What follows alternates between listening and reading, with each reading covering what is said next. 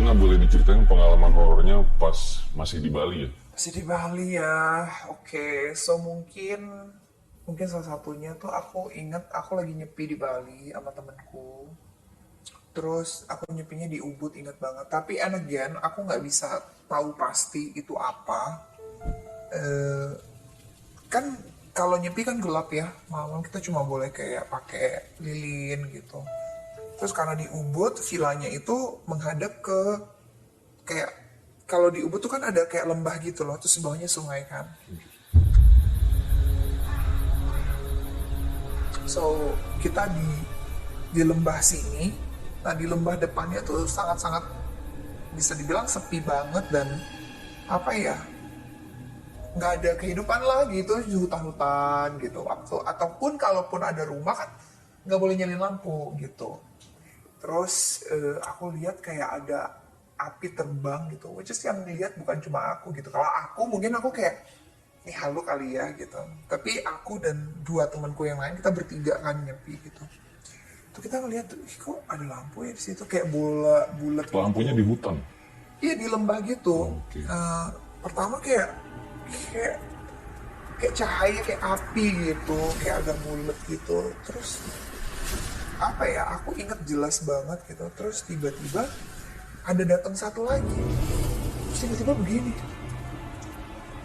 Kayak berantem gitu, kayak dua bola api yang berantem gitu. Terus kita yang kayak, oh, what is that? Gitu kayak masih nggak percaya kalau kita melihat itu gitu. Dan katanya sih, ini and again bukan kata aku ya, itu katanya ada dua leak yang keluar gitu yang sedang beradu ilmu lah.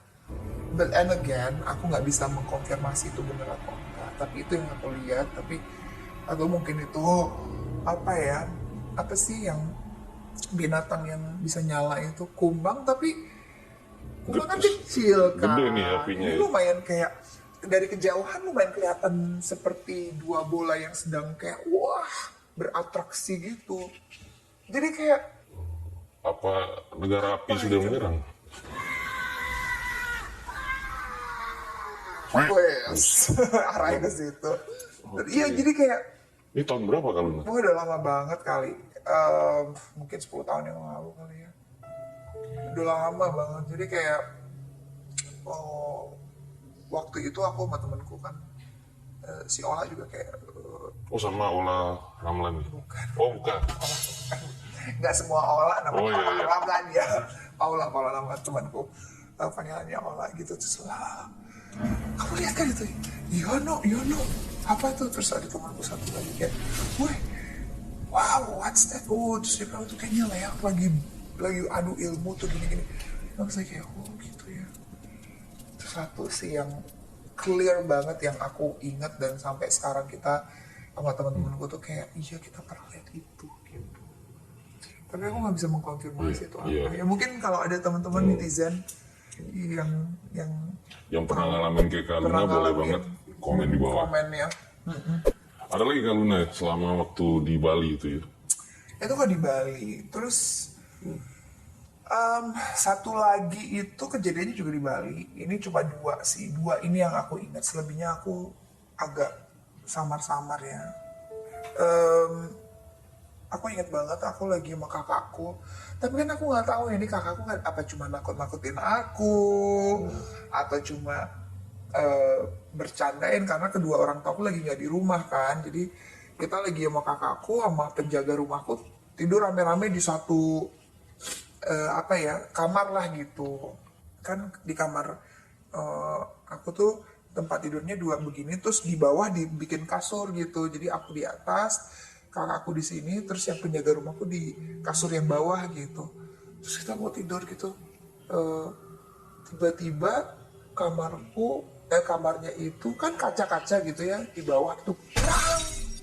Kita semua lagi di satu kamar kita semua bangun gitu kayak apa itu gitu.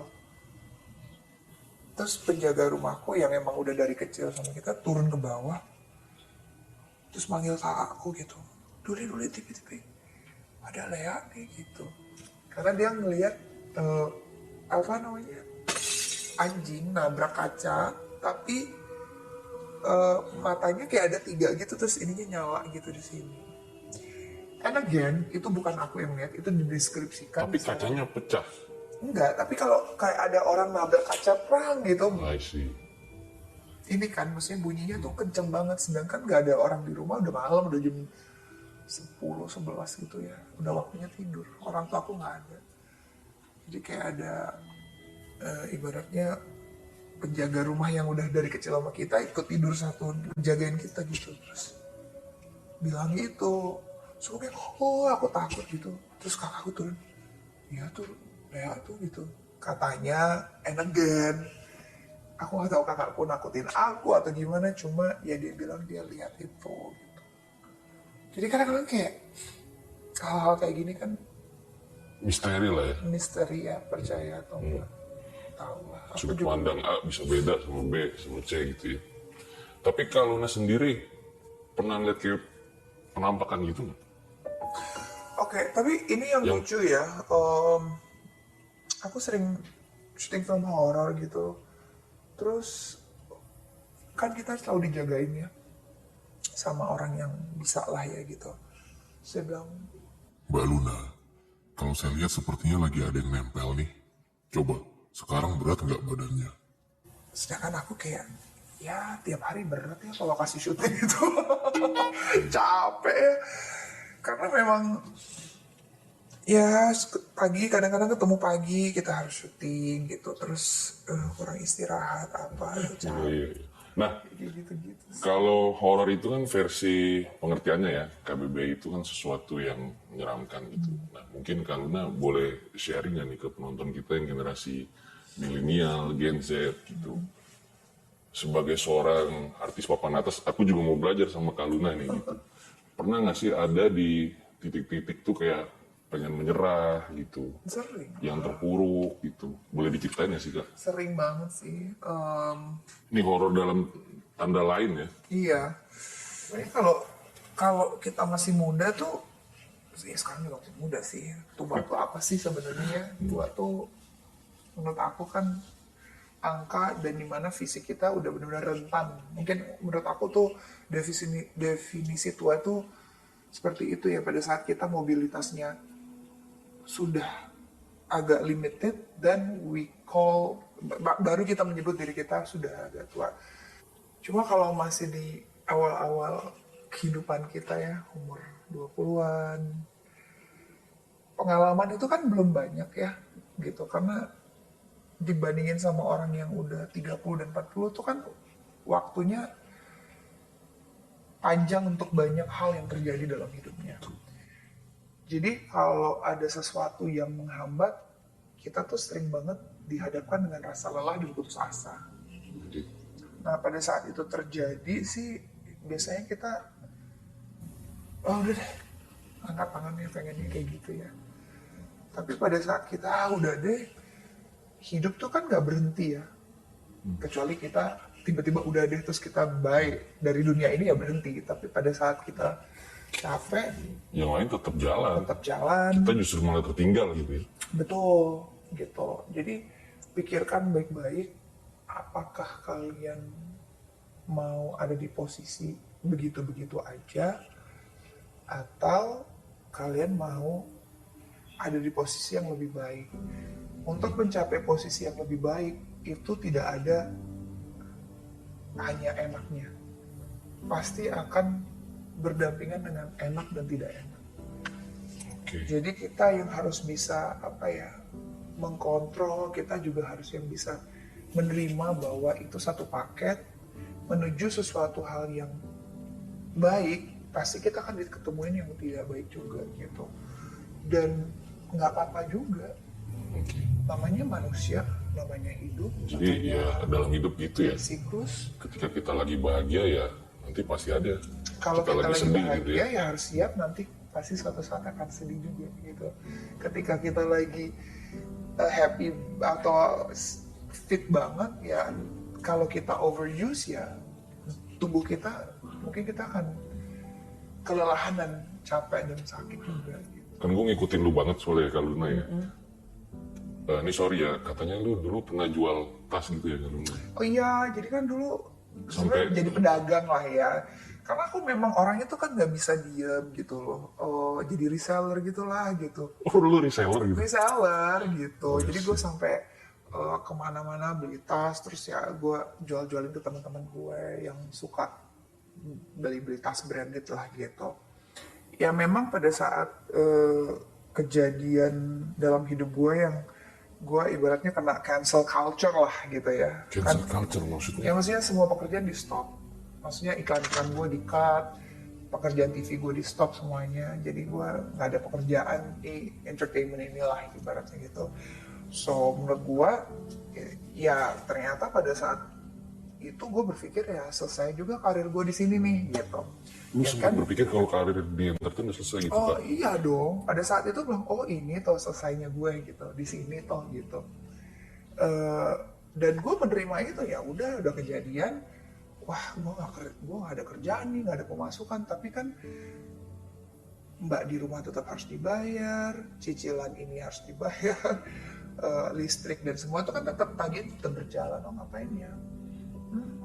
Suatu ketika aku lagi beresin rumahku, lagi gak ada kerjaan ya, jadi punya waktu banyak untuk melakukan aktivitas yang gak pernah kita lakukan selama ini. Ya aku beres-beresin rumahku, ini udah gak perlu lagi, ini udah deh barang-barang mama kita coba eliminate gitu loh. Terus iseng aja bikin kayak garage sale gitu. Nah dari garage sale itu, aku tuh inget banget zaman itu aku dapat 30 juta. Buat aku tuh jadi kayak, ya ampun, ini kan barang-barang second ya gitu, dan aku jual nggak mahal-mahal gitu. Ya berarti barangnya banyak banget ya. Terus aku kayak, oh wow, di situ modal itu akhirnya aku puterin lagi gitu. Memang mungkin ya jiwa dagangnya emang dari kecil ya, emang suka dagang gitu ya. Oh dari kecil ya? Dari kecil, gue tuh dulu waktu kecil di Bali tuh iseng sama teman-teman gue bikin bunga-bunga dari bikin kalung dari bunga-bunga, terus gue ke pantai bercanda sama teman-teman gue, terus ada bule lewat, sir 100 emang doyan dagang ya, emang doyan cari duit aja. Jadi Gue dulu Otaknya pernah tuh nggak- zaman kuliah Kak. ya Temen gue tuh, gue kan di Bali ya, kita duit jajan habis nih jual minum aja. Sir, cold drink. ya kan, maksudnya itu semua tuh gini sih, nggak ada usaha atau kalau kita benar-benar ingin mendapatkan sesuatu pasti selalu ada jalannya. Kalau kita benar-benar ibaratnya nggak gampang, aduh gue nggak bisa apa-apa nih, nyerah dengan situasi gitu. Mau sekecil apapun dan jangan gengsi gitu. Nah akhirnya dari uang yang bazar itu aku puterin, terus aku kayak bisa Oke. dapat lebih ya abis tuh gitu. Tapi, Setahun aku pergi. sorry nih kalau nggak gue potong ya. Gue aja kan pernah nih, kontrak di cancel gitu ya. Oh itu sedih banget tuh. Aduh udah kita siapin planning segala macem. Udah mikir nih asik diputerin nih uangnya gitu. Iya. Lu saat itu sedih banget dong pasti. Oh ya udah pasti, karena ada beberapa kontrak yang harusnya gue udah dibayarkan, tapi mereka belum bayar. Tapi dengan kejadian-kejadian terus tiba-tiba ya nggak dibayar aja lah. Kan ada kejadian ini, jadi punya alasan untuk nggak membayar hak gue itu, which is gue ya udahlah gitu. Ya sedih, tapi itulah kalau memang kenyataannya seperti itu, kita mau ngapain lagi gitu. Tapi Ya aja ini sih, bisa biasa jadi aja gitu. inspirasi banget sih kalau karena kan zaman sekarang nih orang pada healing, pada dikit-dikit healing kan, dapat tugas kuliah aja healing 6 bulan misalnya kan. Nah ini jadi benar-benar inspirasi banget sih kalau ya. Bisa melewati itu dan bahkan Ya, sekarang kan kalau zaman aku dulu ya, kita tuh nggak ada yang ngerti yang namanya mental. Nggak ada yang ngerti gitu loh. Aku tuh mengalami yang namanya post power syndrome. post power syndrome tuh apa? Ya pada gini loh, when you have the power, tiba-tiba itu diambil secara secara mendadak, dan orang tuh udah nggak ngeliat kamu lagi gitu. Itu rasanya itu kayak bang gitu, kayak itu shock loh. Dan kan kita nggak ngerti apa itu gitu, tapi kok hati dan pikiran tuh kayak wah gitu, kayak nggak enak, suka tiba-tiba sedih, nggak beralasan gitu, kok gue sedih terus ya, kok gue merasa stres terus. Itu kan mental issue kan, health juga kan gitu. Jadi di saat aku nggak bisa tidur, pikiranku gelisah terus udah gitu rasanya mau nangis, kok semua orang nggak suka sama gue. Itu pikiran-pikiran itu ternyata itu level dari mental illness gitu. Pada saat itu gue tuh nggak ngerti itu apa gitu, karena memang awareness tentang itu kan nggak ada yang ngomong, nggak kayak sekarang yang dikit-dikit kayak, oh gue nggak mau stress, gue mesti healing apa, which is good gitu. Tapi karena gue tidak punya knowledge itu, dan di saat itu tidak ada yang aware terhadap itu, gue tuh berpikir bahwa, oh mungkin ini gue orangnya bermasalah ya, gue kayaknya harus berubah deh gitu. Jadi pada saat sekarang maraknya banyak orang yang aware terhadap mental illness ini atau mental issue ini, jadi gue baru ngerti zaman dulu, ternyata gue juga dulu tuh kena mental ya gitu. Tapi gue nggak tahu aja gitu. Tapi gue nggak self-proclaim ya, gue nggak self-diagnose gitu loh. Karena emang gue nggak tahu gitu. Tapi overcome yang gue lakukan sekarang adalah gue itu bisa mengcompartmentalize gitu, mengkotak-kotakan di mana perasaan yang nggak oke ini pasti pikiran gue doang nih gitu. Karena I have experienced it gitu loh. Tapi akhirnya ya gue jadikan ini bank emosi kalau misalkan gue harus berakting gitu loh. Kayak ada adegan yang mesti sedih, nangis, itu gue kulik lagi rasa itu, gue tuh gampang banget sekarang gitu. Oh ternyata begitu ya. Oke. Jadi ya Ini memang sebuah pelajaran luar biasa ya, dimana Kak Luna nih akhirnya bisa bangkit, bahkan karena memerankan setiap film manusia Susana. tuh punya dua pilihan dalam hidup dia, maju dan lebih maju atau maju dan ke bawah. So kalau aku maju dan maju gitu, aku nggak punya pilihan dalam hidup aku untuk terpuruk dan ke bawah sih. Wow, keren. Aku nggak mau itu, karena once kamu terpuruk dan di bawah, tidak ada orang yang akan membantu kamu. It's only you and yourself gitu. Orang lain tuh hanya pujiannya mungkin sementara. Tapi kalau kita yang memuji diri kita, itu lebih permanent gitu loh. Karena kita yang akan. Jadi memang kita harus memuji diri kita sendiri. Harus. We have to say Kalau thank gue you. ngaca, gue ganteng nggak salah ya. Nggak salah. Macam tak betul je budak ni. Oke, nah Nggak tapi salah. ini terbukti dari Kak Luna aja meranin Susana itu susahnya setengah mati, mulai dari make up, terus juga harus karakternya yang sama kan susah kan. iya. Gue lihat harus ke ini juga ya, kemana ke Rusia ya. Iya. Ketemu Putin apa enggak? Iya. Ketemu waktu itu. Oh sempat. P juga sih. Peter namanya. Kayak Peter bukan Putin. Iya. Nah, pernah dengar nggak sih Susana itu dulu pas meranin film itu ada kejadian-kejadian horor gitu? Kalau di gua sih nggak ada. Cuma ya, pernah ada satu kejadian di mana aku lagi jadi sundel bolong itu, terus kita di Gunung Pancar. Waktu di Gunung Pancar itu jam 1:30 pagi lah ya, 1:30-an lah pagi. Terus ada yang ya mungkin pemeran aslinya juga ada di situ, ketawa juga kayak gitu. Ya udah, aku balas aja, apa bagian gue nih gitu. Aku lebih kayak kalau gitu-gitu aku tuh nggak terlalu kayak gimana, aku balas aja lagi, woi diam, posting nih gitu. Kalau gue langsung gue rekam gitu, konten nih. Iya juga sih, bener juga ya. Harusnya gue, tapi kan susah juga lagi di set gitu, nggak Oh, pakai, iya, lagi syuting. lagi pakai kuku-kuku palsu yang panjang-panjang, lagi bentukannya gitu. Tapi itu kerekam di sound sih. Oh ada ya? Oke, seru nih. Ceritanya nih, sinopsisnya gimana sih film Susana yang Malam Jumat Kliwon ini? Sebenarnya masih tetap identik dengan film-film Susana yang sebelum-sebelumnya, itu masih tentang percintaan.